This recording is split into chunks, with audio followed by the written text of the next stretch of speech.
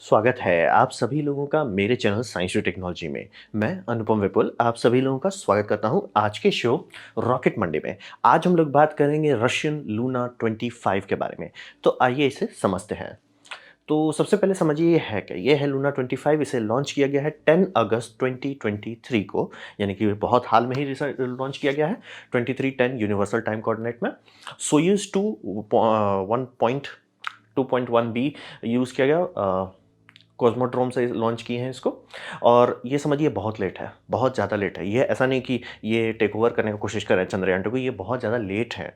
मतलब इनका कब का हो जाना चाहिए था, ये बहुत लेट चल रहे हैं। इनका शेड्यूल ओरिजिनल था 2021 में, तो यही समझ लिए कि ये डिले बहुत हुआ। और इसका डिले का हिस्ट्री, इसका पूरा प्रोजेक्ट से ज़्यादा इंटरेस्टिंग है, डिले में इतना हौच-पौच हुआ है इस पे। तो ये है लूना 25 लॉन्च कर दिया गया है, ये रास्ते पे है। जिस टाइम आप वीडियो देख रहे हैं ये काफ़ी नज़दीक पहुँच जाएगा और ये डायरेक्ट ट्रैजेक्टरी में जा रहा है, इसीलिए इतना जल्दी जा सकता है। जबकि हम लोग पहले लॉन्च किए थे, तो ये कैसे जल्दी पहुँच सकता है, बस वही है, ये बनाया गया है डायरेक्ट ट्रैजेक्टरी में, सीधे जाओ जैसे अपोलो गया था, वैसे ही इसके साथ किया जा रहा है, सीधे जा रहे हैं। ऑप्टिकल ये मतलब समझिए इलिप्टिकल ऑर्बिटर रेजिंग नहीं कर रहे हैं कि ऑर्बिट धीरे-धीरे बढ़ा नहीं रहे हैं। तो अब इसकी हिस्ट्री समझते हैं, जिसके लिए आपको थोड़ा समझना पड़ेगा कि ये इतना लेट हो गया कि हमारे कंपटीशन में आ गया, ये कब का हो जाना चाहिए था। लूना 24 समझिए एक रोबोटिक प्रोब है यूएसएसआर का 24 नंबर, और वही नंबर को ये लोग रीस्टार्ट कर रहा है। और वो समझिए काफ़ी सक्सेसफुल था, मतलब ये सोवियत यूनियन के टाइम में वो लोग ह्यूमन मिशन नहीं कर पा रहे थे, लेकिन रोबोटिक प्रोब्स काफ़ी आगे चल रहा था। आप लोगों को पता ही हो कि वीनस में वो लोग लैंड कर चुके थे, तो रोबोटिक प्रोब्स में वो काफ़ी आगे चल रहे थे। तो ये लूनर में एक्चुअली कई बार भेज चुके हैं प्रोब। ऑब्वियसली शुरू-शुरू का प्रोब इनका भी बूम हुआ था, लेकिन बाद में सक्सेसफुली लैंड करना शुरू कर गए। लैंड करने के बाद ये वहाँ पे एक्चुअली सॉइल कलेक्ट करते थे और सॉइल वापस लॉन्च करते थे। ये इसमें आप देख सकते हैं कि ये जो पूरा एरिया है, वही था कि वो एक्चुअली जाएगा, ड्रिल करेगा, सॉइल कलेक्ट करेगा, सॉइल वापस भेज देगा। ये 170 ग्राम सॉइल वापस लाया है। काफ़ी लोग बोलते हैं कि अपोलो मिशन नकली है, अब उनका कुछ किया नहीं जा सकता। लेकिन बाय द वे कैसे आम पब्लिक को पता है कि वो नहीं है? उसमें ये मिशन हड़बड़ी में बनाया गया था, जब हो गया कि रशिया का मेन रॉकेट नहीं काम कर पा रहा था, तो कुछ तो करना था ना, तो उनको बीट करने के लिए सॉइल रिटर्न सैंपल का किया गया था, वो फुटेज में दिख गया। मतलब अपोलो के एस्ट्रोनॉट्स हैं जो लैंड कर चुके हैं, सुई बैकग्राउंड में वो लोग ध्यान भी नहीं दिए, बस छोटा सा एक ब्लिंक आया जब फिल्म ये मतलब जब वो फुटेज को दोबारा रिवाइंड किया गया, तब को 1 मिनट ये क्या है, इतना कोई एस्ट्रॉइड है या कुछ? नहीं सर, ये सोवियत यूनियन का था। वो लोग ट्राई किए थे, नहीं कर पाए, लेकिन हाँ, धीरे-धीरे वो लोग कर लिए थे कि लूनर सैंपल रिटर्न उनके लिए नॉर्मल चीज़ है। ये 9 अगस्त, इसीलिए बोल रहे हैं अगस्त कोई बड़ी बात नहीं उनके लिए, 9 अगस्त 1976 में किया गया था। और ये समझ लीजिए बहुत पुराना है। और ये समझिए जब यूएसएसआर गया तो उसका मेन कारण था फाइनेंस। मतलब कम्युनिज्म का सिर्फ एक ही कमी होता है कि वो काम नहीं करता, और फाइनेंस नहीं होने पे लोग खुद ब खुद टूट जाते हैं। वो हो गया। अब बचा क्या? बचा जो हम लोग अभी जिसे कहते हैं रशिया। तो रशिया के पास था कि उनका पास उतना पैसा नहीं था, और उनके जितने भी प्रोजेक्ट थे वो सिर्फ आईएसएस के चलते जिंदा बचाए हुए थे। लेकिन मतलब एक्चुअल कुछ प्रोजेक्ट की हम कुछ बड़ा करते हैं, कुछ नया करते हैं, उतना बजट नहीं था। तो इनका हिसाब बना कि हम लोग कोलैबोरेशन करते हैं अपकमिंग पावर्स के साथ, जैसे कि जापान के साथ कोलैबोरेशन करने का कोशिश किया, और वो बात किए, डिज़ाइन किए, काफ़ी सारा चीज़ हुआ, लेकिन वो 2007 में उसे रिजेक्ट कर दिया गया, वो कोलैबोरेशन फेल हो गया। फिर उसके बाद ये लोग इसरो के पास आए। ये कोलैबोरेशन ये जब पुतिन ने मनमोहन सिंह के साथ मीटिंग में गए थे, उस टाइम ये रैंडमली अनाउंस कर दिया गया। और अपैरेंटली उसी से काफ़ी दिक्कत हो गया रशियन लोगों को, मतलब ये जो स्पेस में काम कर रहे थे, भाई सर आप पहले से बता देते तो हम उसके हिसाब से एडजस्ट करते। प्रोजेक्ट बना था कि प्रोजेक्ट का स्कोप बार-बार बदला, तो ये स्टार्ट किया समझ लीजिए अराउंड कहा जाता है 2008-9 में आइडिया लगा दिया गया कि ये करते हैं। ये जिस दिन हुआ उसी के अगले दिन अनाउंस कर दिया गया, ठीक है, बहुत ठीक है। लेकिन ये भी फेल हो गया। ये 2014 होते-होते तक मतलब इसरो को समझ में आया कि सर इनके चलते चलेंगे, ना हमारा रहेगा कुछ, ना इनका रहेगा कुछ। ये भी दुखी हैं, हम भी दुखी हैं, सबके सब दुखी हैं। तो ये भी छोड़ा जाए। मतलब प्रोजेक्ट स्टार्ट होता तो ऐसा दिखना चाहिए था। ये समझना बहुत ज़रूरी है। इसका हिस्ट्री जो है, ये एक प्रोजेक्ट है जो ना तो मर रहा है, ना तो ढंग से जी रहा है। एक दूसरे के हाथ में बस जाते जा रहा है, और इसीलिए इसका नाम शुरू-शुरू में कई बार बदला गया। फिर एंड में आया कि सोवियत यूनियन का हिस्ट्री को ही ग्लोरीफाई कर देते हैं, तो लूना 24 को लूना 25 के सीरीज़ में करते जा रहे हैं। तो वो समझिए लूना 24 का मेन वही था कि लूनर मिशन उस टाइम तक वो लोग समझ गए थे कि सैंपल रिटर्न कैसे करते हैं। तो ये हिस्ट्री समझना बहुत ज़रूरी है। इसीलिए ये मत सोचिए कि ये कब का हो जाना चाहिए था। इंडिया के साथ भी कोलैबोरेशन में ये कब का निपट जाना चाहिए था। 2017-18 में निपट जाना चाहिए था। ये बहुत ज़्यादा डिले है। अब बात करते हैं इसमें इंस्ट्रूमेंट्स कितने डाले गए। आप देख सकते हैं ये बड़ा है, वो आदमी है, और ये देख सकते हैं ये उसका रोबोटिक आर्म है, बड़ा है। ये समझना बहुत ज़रूरी, ये है बम-बम है। इसमें LASMALR डाला गया है, लेज़र मास स्पेक्ट्रोमीटर दिया गया है। फिर LARON डाला गया है जो न्यूट्रॉन और गामा स्पेक्ट्रम को एनालिसिस करेगा। फिर इसमें ARIES डाला गया है जो प्लाज्मा स्टडी करेगा। बोले चांद में प्लाज्मा है, एटमॉस्फेयर ऑलमोस्ट हर सेलेस्टियल बॉडी में होता है, बहुत कम होता है लेकिन होता ज़रूर है। कहीं पे भी आप चले जाइए जहाँ पे सेलेस्टियल बॉडी है उसमें हमेशा एटमॉस्फेयर होगा, बस हमारी सेंसिटिविटी उतनी होनी चाहिए कि आप डिटेक्ट कर सको। तो इसीलिए कभी ऑड मत चौंकिएगा कि वो बोलता है लूनर में हम ये कर रहे हैं, मार्स में कर रहे हैं, हर जगह एटमॉस्फेयर है, बस कम या ज़्यादा होता है, ज़ीरो कहीं नहीं होता, खासतौर पर सेलेस्टियल बॉडी में। तो प्लाज्मा है वहाँ पे और सोलर विंड इंटरैक्ट कर रहा है तो वो प्लाज्मा फॉर्मेट में है। हम लोग को बस स्टडी करना, बहुत सेंसिटिव इंस्ट्रूमेंट्स है। फिर हो गया आपका LISTVRPM, ये है आपका इमेजिंग और इंफ्रारेड स्पेक्ट्रोमेट्री के लिए है। ये नीचे के डायरेक्शन में डाला गया है ताकि वो जो भी सैंपल हैं उसको स्टडी कर सके। और इसके बाद है PML, ये है डस्ट एंड माइक्रोमीटेरॉइड स्टडीज़ के लिए कि चांद का डस्ट कैसा है, क्योंकि माइक्रोमीटेरॉइड्स में हमेशा गिरते रहते हैं। हम लोग को दिखता नहीं, क्योंकि बड़े बड़े ही दिखते हैं हमारे, मतलब जो ऑब्जर्वेटरीज हैं उसमें से बड़ा इम्पैक्ट दिखता है, लेकिन छोटा हर समय होता रहता है, हर समय कुछ ना कुछ गिरता रहता है। बहुत छोटा रहता है, ज़्यादा नुकसान नहीं करता, इसीलिए हमारे जितने चीज़ हैं वो टिके रहते हैं, लेकिन उसका डेटा नहीं है, तो वो डेटा कलेक्ट करने के लिए दिया गया है। ये थर्मो एल दिया गया है, ये थर्मल प्रॉपर्टी स्टडी करेगा कि मून का रेगुलरिटी, यानी कि सॉइल जो है मून का, उसको हम लोग रेगुलेथ बोलते हैं, वो कैसे बिहेव करता है थर्मली। अब रहा बात की बहुत ज़्यादा डाल दिए हैं तो मटेरियल कैसे जाएगा, तो मटेरियल जाने के लिए रोबोटिक आर्म डाला गया। ये मतलब इतना छोटा सा आपका है, सामान उठाएगा, इस एरिया में उसको एनालाइज करेगा एक एक करके, छोटा सा एरिया कर सकता है, ये मूव नहीं कर सकता, तो यानी जहाँ पे लैंड करेगा वहीं का सैंपलिंग हो सकता है। और इनका मेन लॉजिक है खोद के जो थोड़ा सा एरिया एक्सपोज होगा उसे स्टडी करना है, वहाँ पे इनको स्पेक्ट्रोग्राफी लेना है, ताकि मतलब कि सब एक सरफेस जो है वो सन से कुक हो गया है, उसके नीचे क्या है वहाँ पे आपको सेफ डेटा मिल सकता है। इसीलिए समझिए मार्स में हम लोग जितनी बार जा रहे हैं उसमें खुदाई क्यों कर रहे हैं, कारण वही है, सरफेस स्टेरलाइज हो जाता है अगर एटमॉस्फेयर नहीं है। अगर आपको डेटा निकालना है तो आपको थोड़ा नीचे जाना पड़ेगा, तो इसीलिए खोदने का व्यवस्था किया जा रहा है। तो इसमें आप देख सकते हैं ये डाला गया, छोटा सा ढप्पा मारेगा। ये हो गया आपका इंस्ट्रूमेंट स्वीट। अब रहा बात, आपके दिमाग में आ रहा होगा भैया डाल तो आप बहुत चीज़ दिए, बिजली कहाँ से आ रहा है उतना। तो ये समझिए कि बिजली से सबसे बड़ा समस्या है कि चांद पे आप हैं, तो चांद पे दिक्कत क्या है कि चांद का सरफेस जो है ना बहुत ब्रूटल है।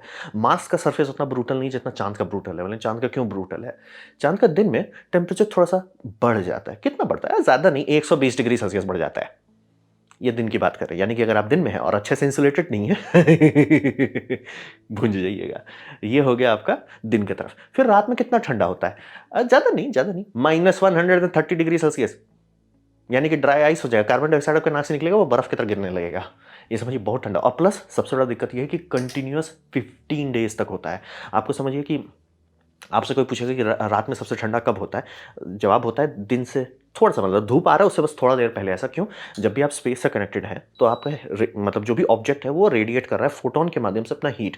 वैक्यूम नहीं है तो वो फोटोन के माध्यम से ही हीट डंप करेगा। चांद पे आपने कुछ रख दिया, वो हीट डंप करते जा रहा है, करते जा रहा है, करते जा रहा है। एक दिन तक में उसका टेम्परेचर, जैसे मान लीजिए हॉट हो गया था 50 डिग्री सेल्सियस था, 50 से वो 40 होगा, अगले दिन 40 से 35 होगा, 35 से थोड़ा सा 33 होगा, ऐसे ऐसे थोड़ा थोड़ा घटते जाएगा। लेकिन अगर उसे आप 15 दिन तक करते हैं, एंड में वो बहुत नीचे उसका टेम्परेचर आ जाएगा, यानी कि आराम से कुछ किए बिना भी उसका टेम्परेचर आराम से -100 तक पहुंच सकता है। और रहा बात की वो उतना प्रॉब्लम नहीं है कि आपका टेम्परेचर उतना नीचे चला है, प्रॉब्लम कि जैसे दिन आएगा वो तुरंत हीट कर देगा। और जैसे ही वो हीट डाला, क्योंकि समझिए हीट कहाँ से आ रहा है, सन लैम्प से, सन डाल रहे हैं एनर्जी, एनर्जी है फोटोन में, वो सीधा आपसे भिड़ेगा और कोई चीज़ बफर नहीं कर रहा है, एटमॉस्फेयर बफर नहीं कर रहा है, धड़धड़ा के आप ओवर हीट होने जाइएगा और वो थर्मल कॉन्ट्रैक्शन और एक्सपेंशन स्वाहा कर देगा। तो इसीलिए बहुत ब्रूटल है। तो उसको संभालने के लिए दो चीज़ चाहिए, आपको पावर चाहिए कि आप उसको जब कूलिंग की ज़रूरत हो कूल कर सकें, या मतलब आपको ठंडे में, ये डिज़ाइन के फेज़ में डिसाइड किया जाता है कि आप कैसा बनाओगे। आप एनर्जी नेगेटिव बनाओगे, अगर एनर्जी नेगेटिव का मतलब ये होगा कि ये हर हालत में अगर कुछ नहीं कर रहे हैं तो ये ठंडा होने लगेगा, तो एनर्जी नेगेटिव डिज़ाइन हो गया। एनर्जी पॉजिटिव डिज़ाइन, अगर हम कुछ नहीं करेंगे ओवर हीट होने लगा। तो ये डिज़ाइन के टाइम में आप डिसाइड कर सकते हैं। तो वो तो आपने डाल दिया, फिर पावर चाहिए वो सबको मैनेज करने के लिए, और फिर होता है इंसुलेशन। इसीलिए देखिए दबा के इंसुलेशन किया गया, कारण वही है कि इसको झेलना बहुत ज़्यादा टेम्परेचर है। और मेन कारण यही है कि 15 दिन तक जो वो -130 डिग्री सेल्सियस है ना, वो प्रॉब्लम है। -130 डिग्री सेल्सियस, जैसे हमारी सैटेलाइट्स हैं, 20 मिनट जो धरती का शैडो में जाता है उतना नीचे चल जाता है टेम्परेचर, कोई दिक्कत वाली बात नहीं है, क्योंकि वो तुरंत आ जाएगा। वो हीट कितना लूज़ कर पाया वो बहुत कम है। लेकिन अगर इस तरह का चीज़ आप रखते हैं और वो उसे आप एक दिन शैडो में रखें, बहुत लूज़ किया, दूसरे दिन अभी भी वो लूज़ कर रहा है, तीसरे दिन अभी भी लूज़ कर रहा है, 15 दिन होते थे तो बहुत एनर्जी लूज़ कर देता है। ये मतलब ऑलमोस्ट समझिए डीप स्पेस पहुंच गया है। इसीलिए टेम्परेचर शॉक बहुत गंदा लगेगा इसको। तो इंसुलेशन उसका एक थोड़ा-सा बफर देता है आपको। तो ये लोग दिन में सोलर पैनल इस्तेमाल करेंगे और हेवी लोड्स चलाएँगे, जितना भी जैसे इनका रोबोटिक आर्म है, मैं श्योर हूँ, या मतलब ऐसा हो सकता है कि बाकी सारे इंस्ट्रूमेंट बंद करना पड़ेगा, रोबोटिक आर्म इनको रात में इस्तेमाल करना है तो। तो सोलर पावर पे ये दिन पे चलेंगे हेवी लोड्स के लिए। फिर रहा बात कि इसके ऊपर रेडिएटर लगाया गया है, ये शाइनी रेडिएटर है। बोलेंगे भैया रेडिएटर जनरली काला होता है, शाइनी क्यों है? शाइनी इसलिए, जहाँ तक मेरा गेस है, कि वो सन का हीट एब्ज़ॉर्ब ना करने लगे। रिफ्लेक्ट करे लेकिन हीट वो डंप कर ही लेगा फोटॉन के माध्यम से, तो शाइनी भी किया जा सकता है, संभव नहीं है। जनरली करते नहीं, जैसे कि आप जेम्स इसका देखेंगे, जेम्स वेब टेलीस्कोप का रेडिएटर देखें, वो शुद्ध ब्लैक है। ये हमको वही लग रहा है कि सनलाइट इस पे डायरेक्ट पड़ सकता है, इसीलिए इसे सिल्वर बनाया ताकि ये ओवरहीट ना करने लगे। तो रेडिएटर दिया गया है कि भैया दिन में वो कुक ना हो जाए, बोल रहे हैं 15 दिन तक आपको 120 डिग्री में रोस्ट किया जाएगा, तो वो रोस्ट ना हो जाए उसको ठंडा करने के लिए दिया हुआ है। फिर रहा बात कि रात में क्या करेंगे, रात में संभालने के लिए 2 चीज़ दिया गया है, आरटीजी यानी रेडियो आइसोटोपिक थर्मल जनरेटर है, यानी कि बिजली मिलता रहेगा, लेकिन वो बिजली बहुत कम है। अगर वो ज़्यादा होता तो ये सोलर पैनल डालते ही नहीं, सिर्फ रेडिएटर रहता। आरटीजी अगर आप डालते, आपको सिर्फ रेडिएटर चाहिए होता ताकि टेम्परेचर आप मैनेज कर सको, लेकिन आरटीजी डाल रहे हैं और तब भी सोलर पैनल डाल रहे हैं, यानी आरटीजी कम पावर का है।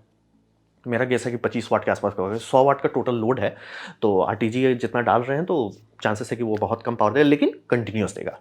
तो इनको आरटीजी रात में इलेक्ट्रॉनिक्स जिंदा रखने का पावर दे देगा, लो लोड संभाल लेगा। और रहा बात, उसके बाद भी वो पावर कम पड़ रहा है और ये इसका टेम्परेचर बोल रहे हैं 15 दिन तक वो नीचे गिरता चला जाएगा, तो चांसेस है कि डैमेज हो सकता है। और डैमेज से बचाने के लिए रेडियो थर्मल हीटर्स डाले गए, यानी कि इस तरह का। ये नासा का फोटो है, मुझे मिला नहीं, रशिया बहुत कम फोटो शेयर करता है। ये इस तरह के यूनिट रहते हैं, इसमें रेडियो एक्टिव मटेरियल डाला जाता है, वो थोड़ा सा गर्मी देता है। कितना? जनरली कहा जाता है 1 वाट तक का, बहुत कम गर्मी देता है, लेकिन आपका जो एनर्जी ड्रॉप हो रहा है वो कम कर देता है। यानी कि अगर आप बिना इसके हीटर्स के रखे रहते, वो आराम से -100 तक उतर जाता है उसका टेम्परेचर। ये रख देते हैं, वो बहुत हुआ तो 10-20 डिग्री सेल्सियस तक ही ठंडा हो पाएगा। क्योंकि ये भी समझना ज़रूरी है कि जहाँ आउटसाइड का टेम्परेचर और अंदर का टेम्परेचर का डेल्टा से डिपेंड करता है कितना फ्लक्स हो रहा है। अगर डेल्टा कम होना शुरू हो जाता है, जैसे मान लीजिए 100 डिग्री आप भूंज रहे हो, बाहर -100 है, एनर्जी पूरा भाग रहा है, लेकिन वो जैसे 50 हो गया, भागने का स्पीड कम हो जाएगा, एनर्जी डेल्टा कम हो रहा है, कम हो रहा है। तो ये इसका काम वही रहता है, बस इतना डाल दो ना कि डेल्टा ज़्यादा ना हो, चिल रहा है। तो पावर और थर्मल ऐसे मैनेज किया जा रहा है। तो आप देख सकते हो बड़ा प्रोजेक्ट है। अब रहा बात कि सब लोग इसे चंद्रयान 3 से कंपेयर कर रहे हैं, तो ये समझना बहुत ज़रूरी है कि मिशन प्रोफाइल अलग है। मिशन प्रोफाइल मतलब क्या करना चाह रहे हैं, साउथ पोल को छोड़ दीजिए, वो सब बात आप डिटेल हटा दीजिए। मेन है कि मिशन प्रोफाइल ही अलग है, यानी इसरो बैठा क्या करना चाहता है और रॉसकॉस्मोस बैठा वो क्या करना चाहता है, दोनों का ज़मीन आसमान का अंतर है। सबसे पहले ये समझिए कि इसका पूरा पावर एनवेलप बहुत छोटा है। इसको कितना पावर में काम करना है ये बहुत कम है। बोल रहे हैं इसमें आरटीजी नहीं डाला गया, रेडियो एक्टिव हीटर नहीं डाला गया है। तो इसका पावर एनवेलप बहुत कम है और इसमें रोवर्स पे एक्सपेरिमेंट किया जा रहा है कि हम रोवर्स दे देते हैं। तो समझिए वही अंतर होगा। और दूसरा सबसे बड़ा अंतर जो है वो है स्पैन में, यानी ये बनाया गया है कि 15 दिन चल सके, यानी कि 1 लूनर डे। दिन में जाएगा, दिन में ये पूरा काम करेगा और रात होने टाइम ये ऐसा नहीं कि तुरंत बूम हो जाएगा, बस ये होगा कि रात में इसके पास कोई सिस्टम नहीं है कि इसे हीट करता रहे। और चूंकि वो 15 दिन तक है, वो अच्छा चांसेस है कि जब या तो रात में वो एकदम लो टेम्परेचर पर आ जाएगा कि डैमेज हो जाए, या अगर डैमेज नहीं भी होता है तो दिक्कत होता है कि जैसे ही दिन अगला शुरू होगा वो थर्मल शॉक इसका चीज़ को डैमेज कर सकता है। और असंभव नहीं, अगर इंसुलेशन हम लोग का साथ दे दिया तो ऐसा हो सकता है कि हम लोग मतलब अरे रोवर फिर से चालू हो गया, अरे सब चीज़ फिर से काम करने लगा, जो कि इसमें हुआ आपका मार्स हेलीकॉप्टर में हुआ। लेकिन मार्स हेलीकॉप्टर उतना ब्रूटल जगह पे नहीं है, तो एक्सपेक्टेशन कम ही रखिए। और ये इसरो भी एक्सपेक्टेशन नहीं रखा है। इसरो का भैया हमें वहाँ जाना है, इतना कम पावर बजट में एक दिन हमको सारा चीज़ करना है, ये उनका टारगेट है। और वहीं अगर आप इसको कंपेयर करते हैं रशियन डिज़ाइन से, रशियन डिज़ाइन 1 साल के लिए बनाया गया है, वो 1 अर्थ ईयर के हिसाब से बनाया गया है, इसीलिए उसमें आरटीजी डाला गया है ताकि वो सारा चीज़ करता रहे। आराम से हो सकता है कि वो डेटा कलेक्ट करता रहेगा दिन में 15 दिन तक, और फिर जब रात होगा तो आरटीजी का इस्तेमाल करके सिर्फ डेटा सेंड करता रहेगा, कुछ और हैवी लोड नहीं डालेगा, सिर्फ डेटा भेजता रहेगा। बहुत सारा और तरीका भी हो सकता है कि आप कैसे डेटा मैनेज करते हो, तो वही समझिए दोनों का गोल अलग है। तो इसरो का एम क्या है? इसरो का एम है बताना कि भैया हम लैंडिंग कर सकते हैं। क्यों बोले? लैंडिंग में सबसे बड़ा दिक्कत है एल्गोरिदम निकालना। सोवियत यूनियन हो, वो बहुत मेहनत के बाद वो लैंड कर पाया। और रहा बात कि मैंने देखा है 1-2 लोगों की, अरे अगर चांद पे लैंड करना इतना आसान, अपोलो कैसे लैंड किया? उसमें इंसान थे, वो ऑटो पायलट नहीं था, उसको एक्चुअली देख के लैंड किया गया। और आप अगर पूरा फुटेज देखते हैं आपको दिख जाएगा कि कैसे उनकी बैंड बज गई थी, क्योंकि रॉकेट ऑलमोस्ट खत्म होने पे आ गया था। अब देख के उतार रहा है तो भैया ये नहीं पहुंचे, नहीं पहुंचे, नहीं पहुंचे, इंजन कट ऑफ थोड़ी करेगा, अरे अब नहीं पहुंचे, नहीं पहुंचे। उसका एक जोक बना हुआ कि like that is the longest 40 second of our life, ऐसे करके एक जोक है, आप देख सकते हो, खुद खोजिए मिल जाएगा। इंसान से लैंड करा है और उसके बोल रहे हैं सोवियत यूनियन का लिस्ट है कि भैया गिराए फेल हो गया, गिराए फेल हो गया, ए पहुंच गया। और रहा बात कि हम लोग ट्राई भी कहाँ कर रहे थे लैंड करने का। ये मुझे जेनुइनली ऑड लगा था कि इसरो का जो टारगेट मार्जिन था वो थोड़ा ज़्यादा टाइट था। थोड़ा ज़्यादा सर, थोड़ा ज़्यादा आप टाइट कर रहे थे। थोड़ा ज़्यादा एकदम यहीं उतरो, नहीं सर उतर जाओ ना, एकदम यहीं उतरो, अरे उतरो, वो एकदम वहीं तो अब देखिए अब सुधार दिए हैं। तो इसरो का एकदम लॉजिक अलग है। इसरो का हमें सिखाना है कि भैया हमारा जो नेविगेशन एल्गोरिदम है, वो इतना सक्षम है कि वो एक्चुअली एक बड़ा मिशन कर सकता है और ये मिशन हमारे लिए एक खाता खोलने वाला है। अब इसको बात करते हैं रॉसकॉस्मोस से। तो रॉसकॉस्मोस उल्टा डायरेक्शन में चल रहा है। उल्टा डायरेक्शन उनको लड़ना है कि भैया हमें पैसा दो। रॉसकॉस्मोस इसीलिए बोल रहे हैं, वो जापान के पास गए, नहीं हुआ। इसरो के पास गए, नहीं हुआ। उनका हालत एकदम अलग है। हमारा कंट्री जो है धीरे-धीरे ग्रो कर रहा है। स्पीड कम है लेकिन ग्रो कर रहा है, गाड़ी चल रही है। इसरो आज ये छोटा-छोटा करेगा, कल बड़ा करेगा और ये हमारे लिए बिल्डिंग ब्लॉक है कि अरे ये कर लिया, एल्गोरिदम सँभाल लिया, अब बड़ा मिशन करो। अगर रॉसकॉस्मोस बोलता कि भैया हमें फिर से सीखना है, तो इट्स लाइक सर सारा डेटा भुला दिए क्या कि कैसे लैंड किए थे? क्यों बोलो वो ये सैंपल रिटर्न कर चुके हैं। उनके लिए बच्चों के खेलने की चीज़ होनी चाहिए। तो वही समझिए वो बजट के लिए लड़ रहे हैं और लूनर रिसर्च जो है वो हर हालत में जीतता है। ये पहुँचता है, हम लोग जीतते हैं और लूनर रिसर्च और होता है। रशियन पहुँचते हैं, लूनर रिसर्च आगे बढ़ता है, सबका भला होगा। लेकिन हाँ, रॉसकॉस्मोस से कंपेयर मत कीजिए कि उनका इकोनॉमिकल हालत अच्छा नहीं है। खुद ही बोल रहे हैं ना, वो खुद इंडिया के पास क्यों आए जब उनके पास ज़्यादा बड़ा रॉकेट था। और वो बात कर रहे हैं 2000 ये मनमोहन सिंह के टाइम की बात कर रहे हैं। तो आप समझ लीजिए कब आए थे हमारे पास। पॉकेट उनका नहीं अच्छा है। बाहर से बहुत अच्छा दिखता है कि आईएसएस जाते हैं, लेकिन वो आईएसएस ही ज़िंदा रखा हुआ है। बाकी सारी चीज़ का पॉकेट बहुत हल्का है। जापान के पास भी गए, जापान बोला जब उनका लॉजिक था कि सर हम रॉकेट दे देते हैं, आप मिशन बनाओ। बना लेकिन अच्छे से शादी नहीं हुई। तो इसलिए बोले चंद्रयान 3 से कंपेयर मत कीजिए। चंद्रयान 3 पहुँचता है, हमें चाँद के बारे में बहुत सीखने को मिलेगा। ये पहुँचता है, हमें भी सीखने को मिलेगा। और ये हमारे लिए कि भैया बनाइए कि लैंडिंग कर दें, कि भैया हमारे इसरो साइंटिस्ट बोले भैया लैंडिंग हम करा देंगे। आप लैंडिंग का टेंशन मत, जैसे हम लोग मंगलयान किए थे। खास तौर पे डायरेक्टरेट यही था कि हम मार्स में कुछ भेज सकते हैं और उसको ऑर्बिट कर सकते हैं, ऑर्बिट ट्रैकिंग कर सकते हैं।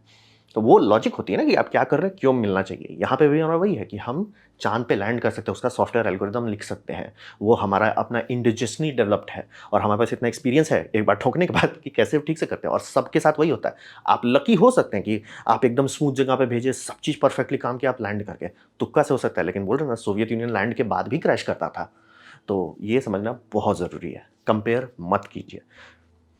और फिर भी थोड़ा दिन रुक ही जाइए, आपको डिटेल मिल ही जाएगा कि कौन लैंड कर रहा है, कहाँ लैंड कर रहा है। लेकिन हर हालत में लूनर रिसर्च आगे बढ़ेगा और इससे हम सबका लॉन्ग टर्म में भला होगा। तो ये था मेरा प्रेजेंटेशन लूना 25 के बारे में। उम्मीद करता हूँ आपको अच्छा लगा, कुछ सीखने मिला, कुछ समझ में आया। अगर ऐसा है लाइक कर दे, दोस्तों शेयर कर दे, उससे मेरा काफ़ी भला होगा। नहीं अच्छा लगा, नहीं पसंद आया, कोई बात नहीं, आप डिसलाइक दबा सकते हैं। मैं कहूँगा डिसलाइक 2 बार दबाएँ, उससे मुझे पता चलेगा कितना पसंद हुआ है। मैं आपसे कहूँगा कमेंट लिखें, मैं हर कमेंट को पढ़ने की कोशिश करता हूँ। आपसे कहूँगा सब्सक्राइब कीजिए, बेल दबाइए अगर आप फ्री हैं तो। आपने यह वीडियो देखा, जानकर मुझे बहुत खुशी हुई। धन्यवाद।